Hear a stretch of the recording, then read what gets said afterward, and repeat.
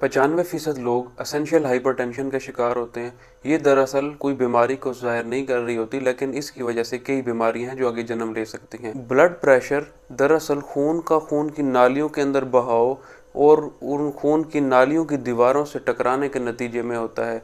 तो अगर कोई ऐसी डिजीज़ जिसमें खून की नालियां ज़्यादा सख्त हो जाएं या उनके अंदर कोलेस्ट्रॉल की डेपोजिशन हो जाए, जिनको हम एथेरोस्क्लेरोटिक चेंजेस कहते हैं, तो इस नतीजे में जो खून का बहाव होता है वो ज़्यादा प्रेशर से होता है, तो इसकी वजह से ब्लड प्रेशर रेज्ड हो जाता है और हाइपरटेंशन वाले सिम्टम्स देखने को मिलते हैं।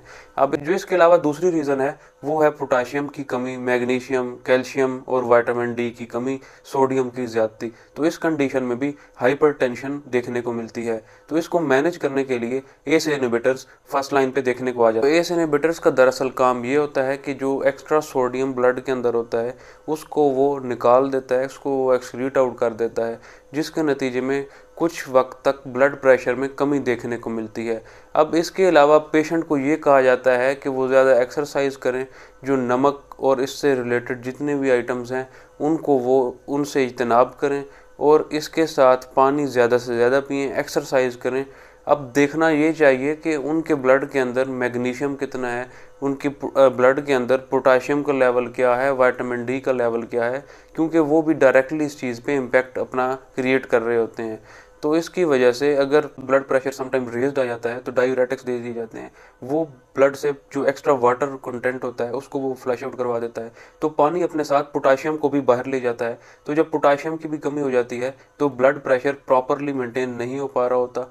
जितने भी सेल्स हैं बालों की जड़ों से लेकर पाँव के नाखून तक, जो सब अपनी न्यूट्रिटिव वैल्यू गेन कर रहे होते हैं वो ब्लड के थ्रू ही कर रहे होते हैं। ब्लड के थ्रू ही उनको जो न्यूट्रिशन है वो मिल रही होती है। तो जो असेंशियल मिनरल्स हैं अगर वो भी ब्लड के अंदर कम हो जाएं, जिनमें पोटाशियम से फहरिस्त है, तो वो जो सेल हैं वो श्रिंक होना शुरू हो जाते हैं, जो सेल हैं वो डिटेरियोरेट होना शुरू हो जाते हैं। तो इस कंडीशन में जो डिफरेंट प्रॉब्लम्स हैं वो क्रिएट हो सकती हैं। सो सम टाइम के लिए तो एंटी हाइपरटेंसिव ड्रग्स ठीक हैं, वो सही काम कर रहे होते हैं, लेकिन जब लंबे दौरानिए के लिए उनको लिया जाए, लंबे दौरानिए के लिए उन पे मुनसर होया जाए, तो इसमें और भी कई ख़तरनाक अमराज के मसाइल जन्म ले सकते हैं, जिनमें ब्रेन का सिकुड़ जाना, जो ब्रेन है वो एट्रोफिक हो जाए, स्ट्रोक का रिस्क बढ़ जाना, उसके अलावा हार्ट फेलियर का रिस्क वो ज़्यादा हो जाता है। तो इस तरह के जो प्रॉब्लम्स हैं जिनमें और फालिज आ जाता है, कोई सीवीए का अटैक है, वो देखने को मिल सकते हैं। जो लिमिटेड टाइम फ्रेम है इनका एक पॉजिटिव इम्पैक्ट देखने को मिलता है, लेकिन उससे ज़्यादा ये कई हद तक ख़तरनाक भी साबित हो सकते हैं। तो इसका आसान हल यही है कि जितने भी मिनरल्स हैं उनको जो डाइट के अंदर ऐड किया जाए, ताकि इन मिनरल्स की वजह से जो ब्लड का फ़्लो है वो प्रॉपरली मेंटेन रह सके और जितने भी ये प्रॉब्लम्स हैं वो कम से कम देखने को मिलें। जब ब्लड के अंदर पोटाशियम की कमी वाक़ई हो जाती है तो ब्लड फ़्लो अब प्रॉपरली वाइटल ऑर्गन्स तक नहीं पहुंच पा रहा होता।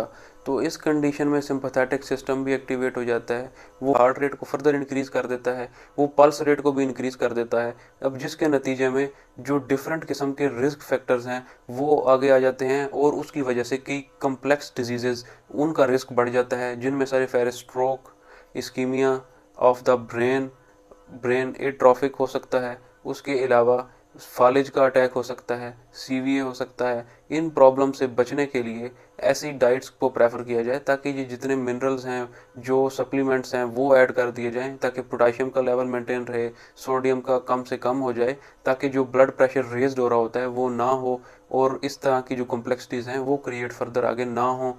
तो इन कंडीशन से बचने के लिए जो डाइटरी आइटम्स हैं आप उनको ज़रा पॉलिश करें, ताकि आपकी डाइट के अंदर ऐसे आइटम ज़रूर होने चाहिए जो आपको ज़्यादा लंबे अरसे तक इन एंटी हाइपरटेंसिव ड्रग से बचा के रहे। फेरिस्त है, अदरक है, लहसुन आ जाता है, ऑनियन का इंटेक बढ़ाया जाए, शिमला मिर्च है, सौंफ है। इस तरह के जो आइटम्स हैं ये रिच होते हैं पोटाशियम के अंदर। इसके अलावा अगर ग्रीन लीफी वेजिटेबल्स मिल जाए, ब्रोकली मिल जाए, उसके अलावा सैलड को प्रेफर किया जाए, ताकि जो इस तरह के प्रॉब्लम्स हैं वो कम से कम आपको फेस करने पड़े और हाइपरटेंशन जैसे एक क्रिटिकल कंडीशंस क्रिएट करने वाली जो डिजीज़ है आप उससे बच सकें।